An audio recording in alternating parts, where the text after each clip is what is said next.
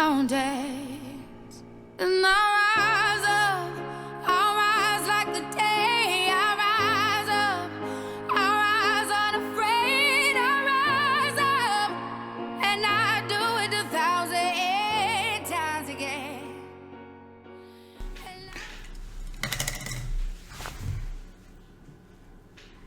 Hi there. Thanks for tuning in today. My name is Bob McTavish, and I would like to start off by this is the first video of what I hope to be many on a journey I'm about to begin. And the reason I am on this journey, it is a medical journey. I have been chasing an issue with my health since about 2017. It started out with rashes and a bunch of other symptoms that I've gone through. I had some joint swelling, a variety of issues. I went from hematologists, allergists, rheumatologists, dermatologists, a lot of ologists, and could not figure out what was going on. I was diagnosed, thanks for Pete at the Pinnacle. He was the one that at least found out that I had vasculitis, which led me to the rheumatologist that started treating me for the vasculitis. But then when they started drawing my blood, I had all kinds of things with anemia. Long story. So I was talking to one of my coworkers, and we had these long chats about just life in general, and the subject of Mayo Clinic came up. So I thought, there is hope. And so I filled out the form online, I called, and I was able to get an appointment, we'll say appointments, with Mayo Clinic. I cannot say enough about them. I was set up, and I came up here for a few days. I met first with a generalist, and then I met with a dermatologist, a couple of very, very sharp dermatologists. And the very first thing they looked at, and they were working with a team of people, the very first thing they looked at each other and they said, "Do you think?" And so they started talking about this thing. And it was this VEXAS thing. So next thing you know, I'm meeting with my rheumatologist. And I'd met with the allergist. And so I met with the rheumatologist. And this lady, her name is Dr. Cornelia Wand. And she said that she was wondering if it was this VEXAS thing. Met with the hematologist. And he wondered the same thing. These people, they all work together. And it's a great team. So they did. I came back in January. By the way, you don't want to be in Rochester in January if you don't have to. It was -7, but the end result is going to be great.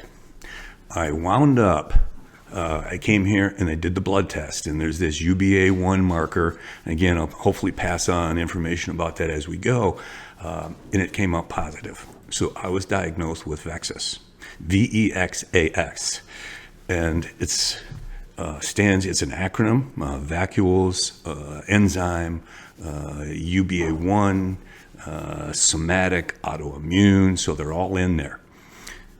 I would like to call out because there's a lot of people that just do not have they've gone through much more than I have and have not been diagnosed or have passed on. If you look it up, it's not as morbid as you think, but it is risky. So, bottom line is, I am here. The known cure, or the only known cure to date, has been bone marrow transplant. So, luckily, in connecting with the Mayo and working with a team of people who are just amazing, and I'm about to undergo the bone marrow transplant and stem cells, which is the attempt to cure my situation. And I am very, very confident. I began this process about a year ago.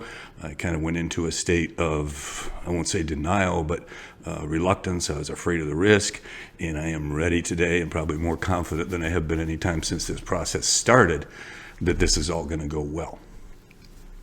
So my objective here is a couple of things. One is just a document for somebody that might go through it. I'm going to give a shout out to a guy in his aplastic anemia media.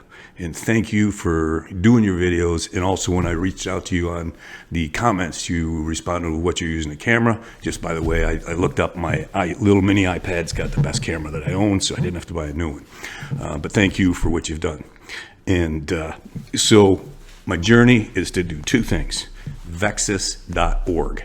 There is probably 1 in 4,000 men above 50 that have this thing. They don't know it. They're going to see rheumatologists, hematologists, and I'm not getting into symptoms. I am not a medical professional, a lot more than I did a while ago, but still am no way a medical professional. So anyway, so my journey is I am currently sitting in Rochester, Minnesota. So we have started up here 2 weeks ago, a week and a half ago. Thought I was up here for a week of testing, checking body out to make sure everything else was a go. I had a couple of things where it came up that they wanted to validate stuff. We were going to vacate. However, Friday after the car was packed up, they said that we wanted some more appointments, which this week we're doing. I've got some more in the next couple of days, but as of now, everything is a go. So the process goes through is they do the chemo. I've gone through the prep. After the chemo, then they give me a day off, and then they do the actual transplant. And from there, you have to be here for 100 days. That 100 days is mostly, we'll say, precautionary. It takes a few weeks before the bone marrow or the transplant actually starts to take effect. In that time period, you're very susceptible to infection, so you have to try and isolate as best you can, and it takes a lot of precautions and antibiotics, drugs, and all that kind of stuff. After the new cells start to manufacture good cells, then from there it gets better. There's going to be some rough days, and so I think that it's all going to turn out good. A couple of things. One is there is an organization. Now, I have been very fortunate. I have a donor. And for all the people that are currently registered donors, thank you for what you've done. It's just amazing to look at the lives you have changed with all of this. I have my own donor, and it's a family connection, so couldn't be a better situation. So, but if I didn't, my backup plan was somebody that was connected through Be The Match. That is called bethematch.org. So 2 organizations that I'm going to keep plugging every time I talk, because I think, number one, I'd like to help somebody who could find out that they've got this, take whatever they can as far as steps to correct or whatever. And I see that there is starting to become more stuff known about it. I think that can't say enough about Mayo Clinic. These people in Rochester, and I'm sure the other ones are the same, but in my personal opinion, I am probably in the best place in the country. I probably have the best medical team in the country. And I just am very, very fortunate. Financially, we're in a good place for this, so we don't have to ask for anything from anybody, and we're pleased with that. So anything I can do at this point, after you get to a point where you realize that things are going to go okay for you, and I do have this positive outlook, and I'm in a good position, now it's times like, who else can I help? There's a Dan. If you see this video, you don't know what you've done for me.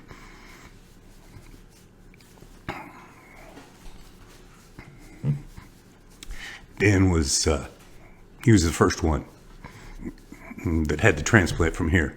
So I got to meet Dan by FaceTime, and it just kind of put me over the edge as far as reassurance that I'm in the right place.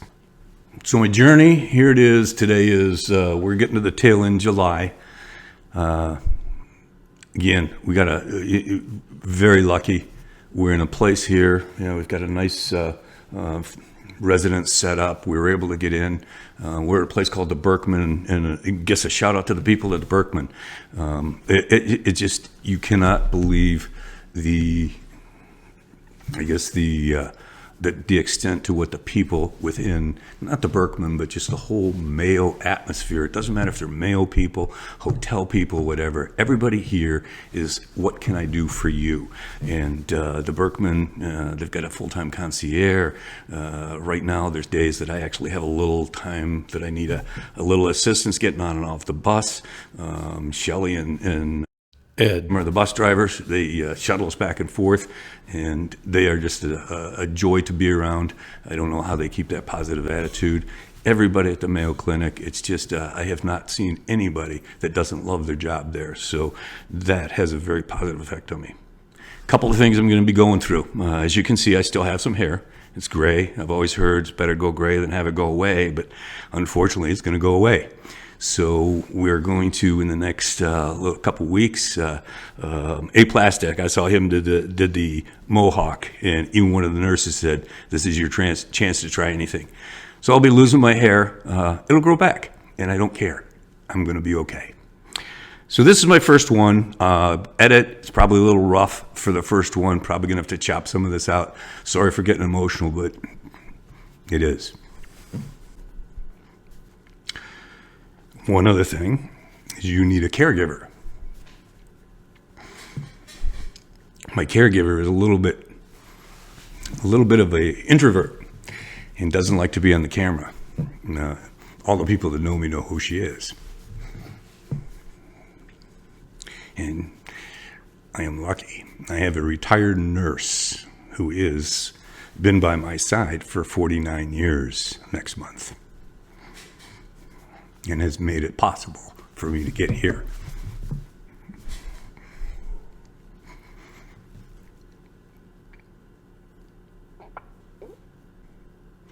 Thanks for watching. Look for more. Again, this is just a share. If you feel strongly about it, please look at the two organizations. Again, VEXAS, VEXAS.org and bethematch.org. Thanks for watching today. Look for more.